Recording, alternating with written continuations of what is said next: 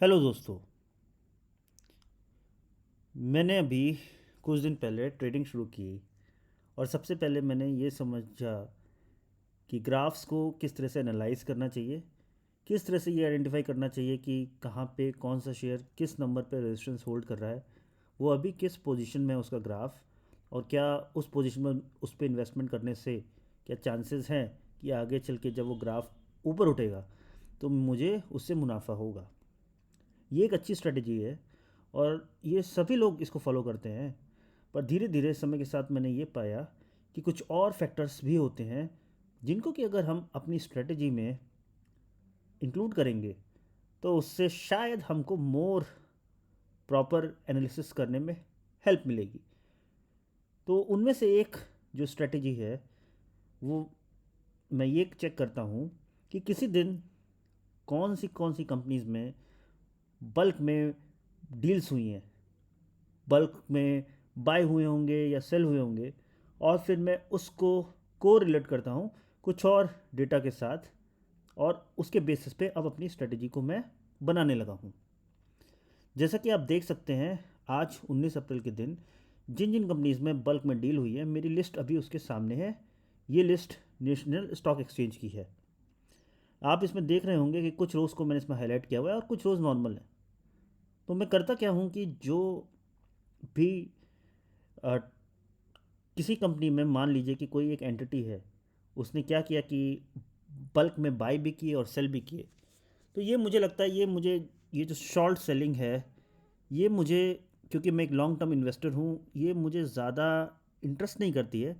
हाँ, मैं ये मानता हूँ कि इतने लार्ज नंबर पे बाय और सेल होने पे इस पर शेयर्स में कुछ तो इम्पैक्ट पड़ता होगा, पर फिर भी मैं उस चीज़ पर ज़्यादा यकीन करता हूँ जब किसी ने बल्क में पैसा लगाया है और उसको होल्ड करके रखा है। उससे मैं इस चीज़ का अंदाज़ा लगाता हूँ कि जिसने वो पैसा लगाया है वो उसमें लॉन्ग टर्म में प्रॉफिट बनाना चाहता है, वर्सेस कि वो शॉर्ट टर्म में प्रॉफिट बनाना चाहता है। क्योंकि मेरी स्ट्रेटजी मोस्टली लॉन्ग टर्म की होती है, इसलिए मैं सिर्फ उन्हीं शेयर्स पे फोकस करता हूँ। तो जैसा कि देख सकते हैं कि आज के दिन जो निर्माण एग्री जेनेटिक्स लिमिटेड है, इसमें अंकित महेंद्र भाई परलेशा ने अच्छी खासी ट्रेडिंग की है। इन्होंने करीब करीब इसके 1,46,400 शेयर्स खरीदे हैं और इसका प्राइस 50.565 है। और इसका जो वॉल्यूम है निर्मन एग्री जेनेटिक्स का, वो ठीक ठाक रहा है, 4,53,600 रहा है। तो ये एक ऐसा शेयर है जिसमें कि किसी ने पैसा लगाया है और बल्क में लगाया है, और फिर इसके चांसेस हैं कि ये होल्ड करेंगे इस शेयर को लॉन्ग टर्म के लिए। तो अगर आप अपना लॉन्ग टर्म की स्ट्रेटेजी बना रहे हैं तो इस शेयर को आप कंसिडर कर सकते हैं।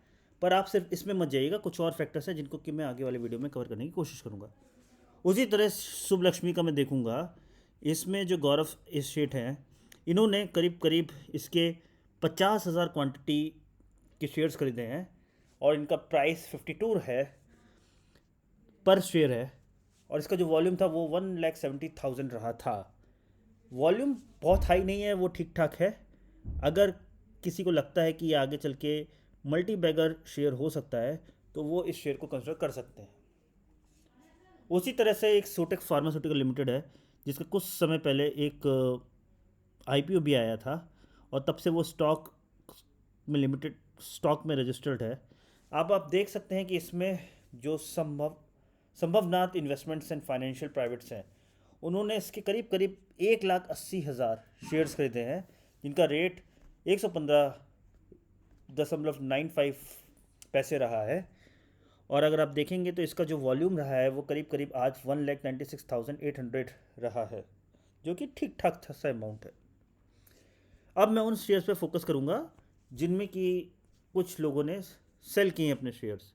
तो आप देख सकते हैं कि ये Goenka business and finance limited है। इन्होंने सोटेक फार्मास्यूटिकल्स लिमिटेड में करीब करीब अपने 1,72,800 शेयर्स बेचे हैं, और इन्होंने जिस प्राइस पे बेचे हैं उसकी कीमत करीब करीब 116 रुपये है। इसी तरह से आप देखेंगे कि एक महा सीमलेस लिमिटेड है, जिसमें झंझारी होल्डिंग्स प्राइवेट लिमिटेड ने अपने अच्छे खासे शेयर्स बेचे हैं। अगर आप देखेंगे तो इन्होंने करीब करीब 13 लाख शेयर्स बेचे हैं और हर शेयर का प्राइस करीब 385 रुपीज़ 2 पैसे है। इसी तरह से आप देखेंगे नीरज रजनीकांत शाह हैं, जिन्होंने अपने जो शेयर्स हैं एमओएस यूटिलिटी लिमिटेड में, उसमें करीब करीब 1,58,400 शेयर्स को बेचा है और हर शेयर की जो कीमत रही है वो 97.97 रही है। इसका जो वॉल्यूम है वो भी आज ठीक ठाक रहा है, 15,36,234 रहा है। तो ये भी एक ऐसा शेयर है जिसको कि आप और फैक्टर्स को कंसिडर करके देख सकते हैं कि क्या ये आपके पोर्टफोलियो में शामिल होना चाहिए कि नहीं होना चाहिए।